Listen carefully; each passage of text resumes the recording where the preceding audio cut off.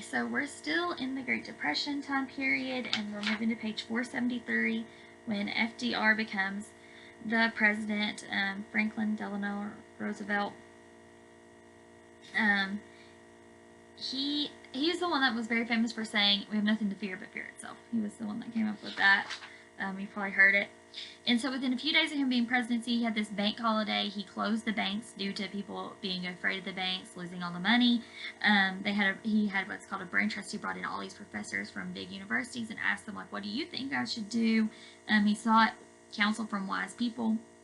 He had these fireside chats, which, if you think about it, now if you watch the news every night, we have a daily briefing from Trump in the White House and coronavirus task force. So that's kind of what it was like. It was they got on every day and kind of updated people about what was going on every single day.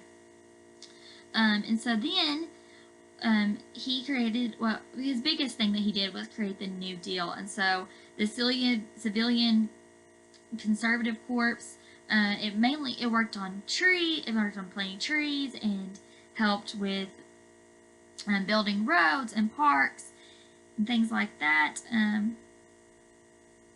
It helped. All these though were to help employ people when they weren't employed in their job then. The Public Works Administration worked on schools and courthouses and railroads and bridges. No, not railroads. Just bridges and military stuff. The Work Progress Administration, it was to help employ people. The Agricultural Adjustment Act, it found new ways to benefit the farmers that were basically in debt from what was happening. The NIRA, which you've probably heard of, it organized increased employment. The NRA basically was designed to make sure it carried out those activities designed from the NIRA.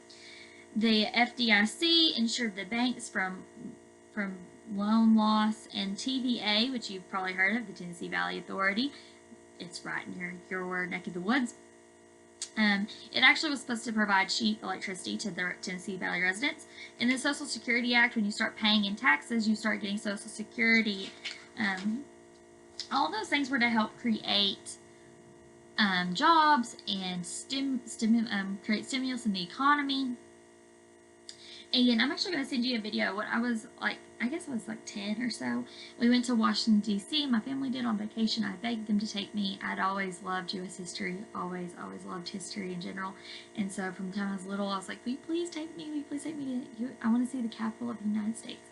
And my parents, my mom's really not into history at all. She thinks it's so boring. And so she really didn't want to go. But she took me, and I remember we went on this tour, and we got to see the FDR's memorial, and I thought it was the coolest thing. So anyway, so that's what I thought was cool. And at this memorial, I'm going to send you guys a video of it so you guys can kind of take a little tour yourself since we can't go there.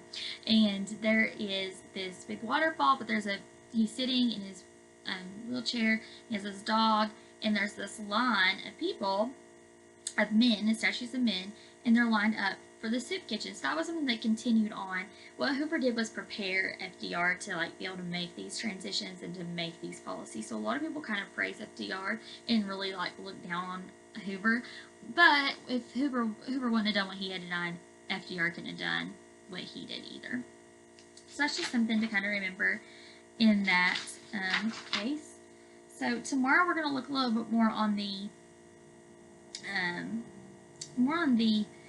family side and the cultural side of the 30s, of the Great Depression.